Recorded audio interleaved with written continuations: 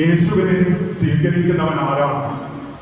അവൻ ഒരിക്കലും യേശുവിനെ തന്നിൽ തന്നെ നിലനിർത്തി നിൽക്കുവാൻ സാധിക്കുകയില്ല. മറിച്ച് അവൻ മറ്റുള്ളവർക്ക് ഈശോയെ പകർന്നു കൊടുക്കും.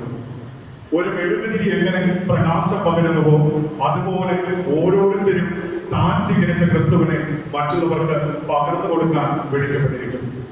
വിശുദ്ധ അഗസ്റ്റിന്റെ വാക്കുകളാണ്.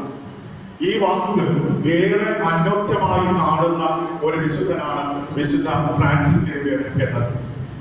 മിഷൻ പ്രവർത്തനങ്ങളുടെ മധ്യസ്ഥനായി അദ്ദേഹം അറിയപ്പെടുമ്പോൾ തന്റെ ജീവിതം മുഴുവൻ പ്രേക്ഷിത പ്രവർത്തനത്തിന് വേണ്ടി മാറ്റിവെച്ച് രാഷ്ട്രങ്ങളും ലോകങ്ങളും ഒക്കെ കടന്ന് നമ്മുടെ നാട്ടിലും വിശ്വാസത്തിന്റെ പതാകയുമായി അദ്ദേഹം കടന്നു വന്നു എന്നത് ഏറെ പ്രതീക്ഷ നൽകുന്ന ഒന്നാണ്.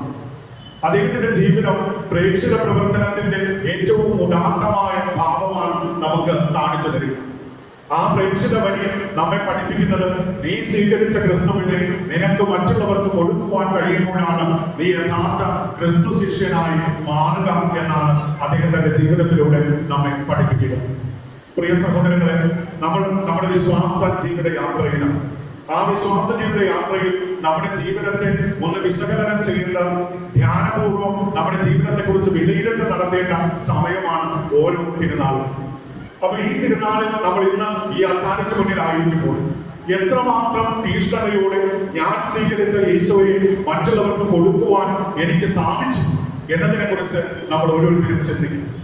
ഇന്ന് പലപ്പോഴും കണ്ടുവരുന്ന ഒരു വലിയ പ്രതിസന്ധി, പലപ്പോഴും ദേവാലയ വിശ്വാസ കാര്യങ്ങളിൽ പങ്കെടുക്കുവാൻ പലർക്കും താല്പര്യമില്ല എന്ന ഒരു ചിന്ത വളർന്നു വരികയും എന്തുകൊണ്ട് അത് സംഭവിക്കുന്നു എന്ന് ചോദിച്ചാൽ അവർ ഈശോയെ നേരിട്ട് അനുഭവിക്കാത്തത് കൊണ്ടാണ് ഇങ്ങനെയുള്ള സംഭവങ്ങൾ നടക്കുന്നത്.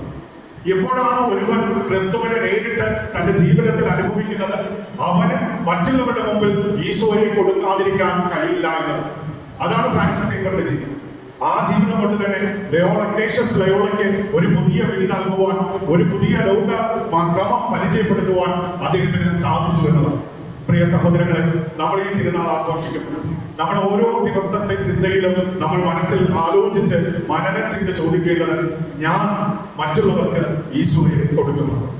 എന്റെ വാക്കിലൂടെ ആകാം, എന്റെ പ്രവൃത്തിയിലൂടെ ആകാം, എന്റെ ചിന്തയിലൂടെ ആകാം എനിക്ക് മറ്റുള്ളവർക്ക് ഈശോയെ കൊടുക്കുവാൻ സാധിക്കുന്നു.